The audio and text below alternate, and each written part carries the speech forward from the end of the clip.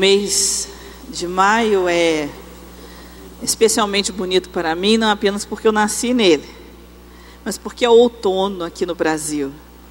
E as tardes e as noites de outono são muito bonitas, né? Eu creio que os irmãos concordam comigo. E esta semana, uma tarde foi especialmente bonita. Há muito via no céu o arco do Senhor tão nítido como vi esta semana. O arco-íris, tão bonito.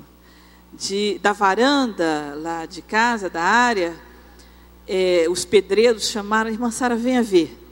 E estava lá o arco nas nuvens. É algo bonito, algo especial, que Adão não viu nos primeiros dias da criação. Ele não viu, mas ele passou a ser visto pelos homens depois do dilúvio. E como todas as coisas foram criadas nos 6 dias da criação, e o 7º o Senhor repousou, nós sabemos que o arco não faz parte das coisas criadas. O arco não faz parte do contexto de coisas criadas na terra ou nesses céus que conhecemos. Mas ele faz parte de um contexto glorioso chamado trono do Senhor.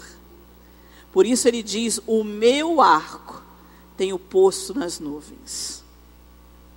Algo que ele estabeleceu fora do contexto da criação, do espaço do homem, mas algo que ele estabeleceu para a sua glória, e que ele, por misericórdia, revela ao homem, como testemunho da aliança que faz com o ser humano, de não destruir a terra mais uma vez pelas águas do dilúvio. Então, ainda que com cores talvez esmaecidas, talvez sem a nitidez que nós gostaríamos de ter, nós contemplamos um pedacinho do céu, quando o Senhor mostra o seu arco. Eu me alegro.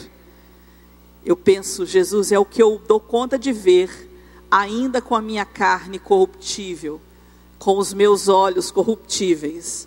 Imagine como será glorioso ver o arco do entorno do trono de Deus, quando o mortal se revestir de imortalidade, quando o corruptível se revestir de incorruptibilidade.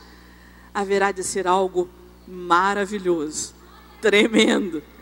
Ele revela algo profundo de Deus. Deus é o Deus da aliança. Vamos ler a palavra do Senhor, do Deus da aliança, em João, no capítulo 8. Vamos ler um trecho.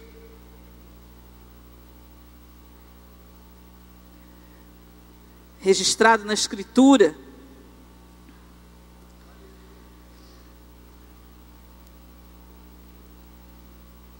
E assim nos instrui a palavra de Deus. Jesus, porém, foi para o Monte das Oliveiras, e pela manhã, cedo, tornou para o templo, e todo o povo vinha ter com ele, e assentando-se, os ensinava. E os escribas e fariseus trouxeram-lhe uma mulher apanhada em adultério, e pondo-a no meio, disseram-lhe: mestre, esta mulher foi apanhada no próprio ato, adulterando.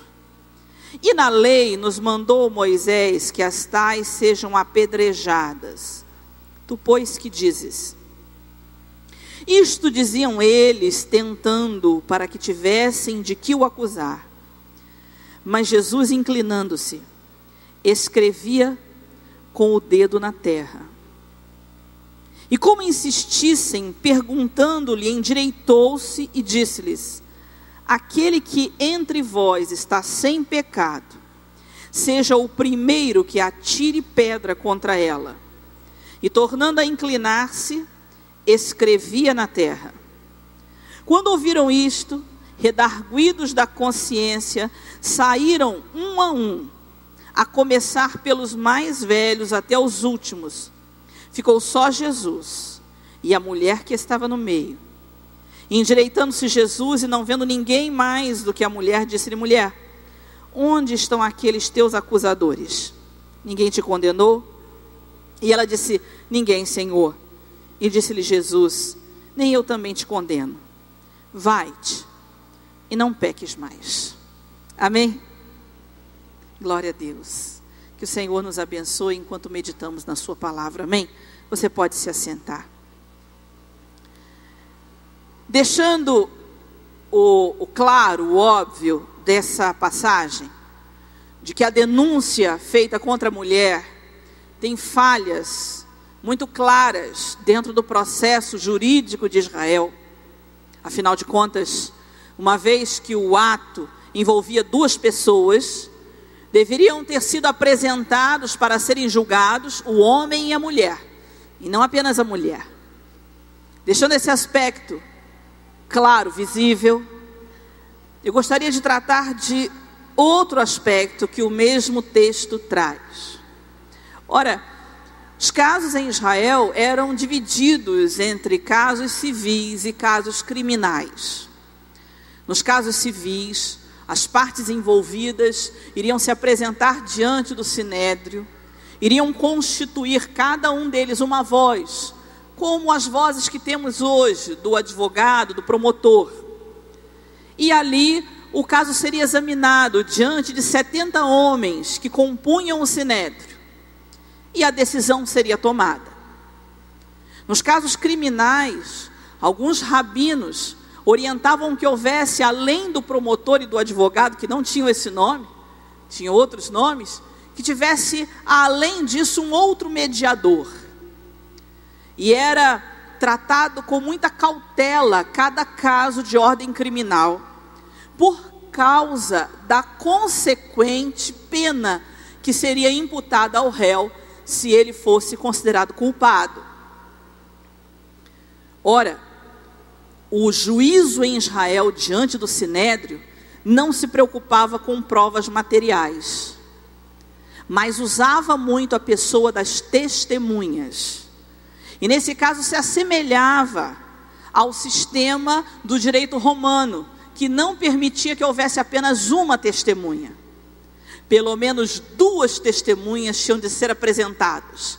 E no caso de se tratar de alguém de família sacerdotal ou real, pelo menos 3 testemunhas teriam de ser ouvidas. 2 testemunhas para os casos comuns, para as pessoas comuns. Mas 2 testemunhas que não poderiam apenas ter ouvido do assunto. Essa não era uma testemunha válida. A testemunha teria de ter visto e ouvido. As 2 testemunhas teriam de concordar integralmente. E no caso de, pela palavra das testemunhas, a pessoa ser condenada, era proibido que a condenação fosse aplicada na mesma hora.